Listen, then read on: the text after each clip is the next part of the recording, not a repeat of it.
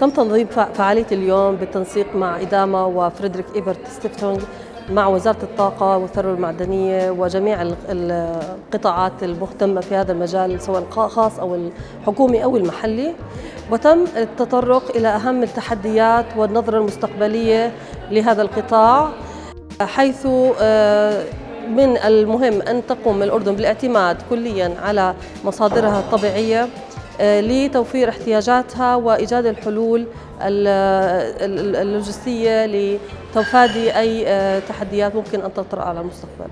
النقاش بالفعل كان ممتازاً، لأنه من الجيد فتح باب الحوار بين القطاع الخاص والحكومة.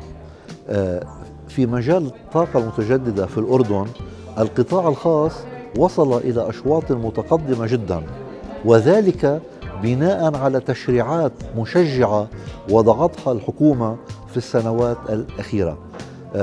الأردن حقق إنجازات كبيرة في مجال الطاقة المتجددة واستقطب الكثير من المستثمرين من جميع أنحاء العالم. التغييرات التي حصلت مؤخراً في منع التراخيص للمشاريع التي تتجاوز ميجاوات واحد كانت مضرة جدا للثقة، إذ أن القطاع الخاص يحتاج إلى ثقة للمستقبل.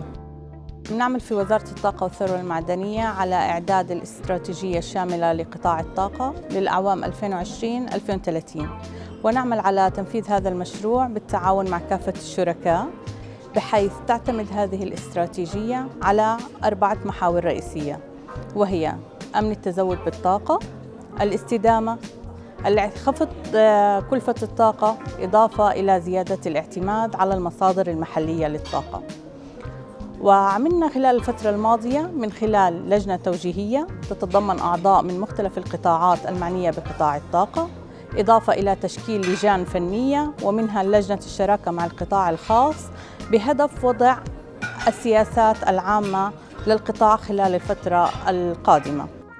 نحن في المجتمع المدني نعتقد أن الاستراتيجية الجديدة عليها أن تكون بشراكة كاملة مع المجتمع المدني، ليس المجتمع المدني فقط الناشط في مجال الطاقة، ولكن أيضا المجتمع المدني الناشط في مجال البيئة في المجتمعات المحلية، وتحديدا تلك الجمعيات والمؤسسات التي تنشط مع مجتمعاتها في الأرياف وفي البوادي وفي مختلف القطاعات، لأن قطاع الطاقة ليس قطاعا مركزيا في المدن، بل هو قطاعا أساسيا وحيويا يجب نشر المفاهيم المرتبطة به عبر الوطن بكامل أرجائه.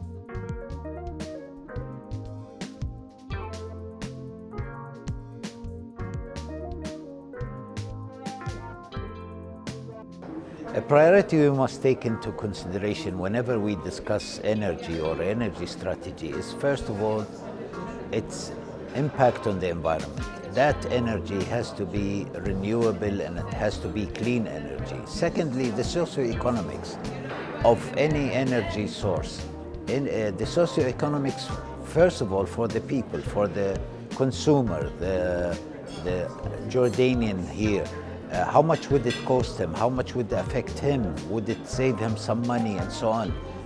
That is, if taken in consideration that we look only for the clean and the cheapest, then we can assure clean development in all aspects.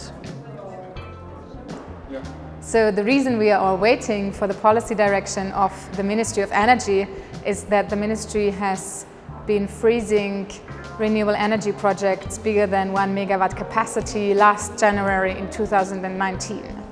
Now we're waiting since January. That means a broad alliance of civil society, so the environmental movement, climate change movement, private sector that's investing in renewable energy projects, but then also academics and environmentalists. We are all waiting for the future announcement of the sector, the energy sector. And that's why we have basically drafted this input in order to give some recommendations into the whole debate on energy in Jordan.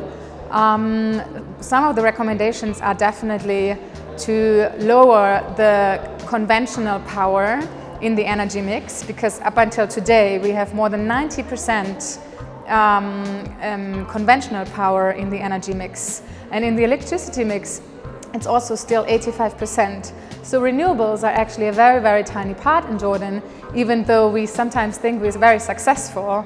But I think Jordan has been successful in the past.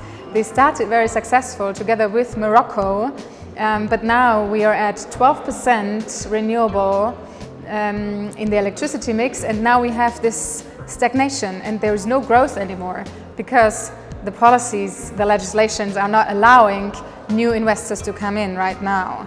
And that's a very sad situation because Jordan is ideal for the deployment of renewable energy.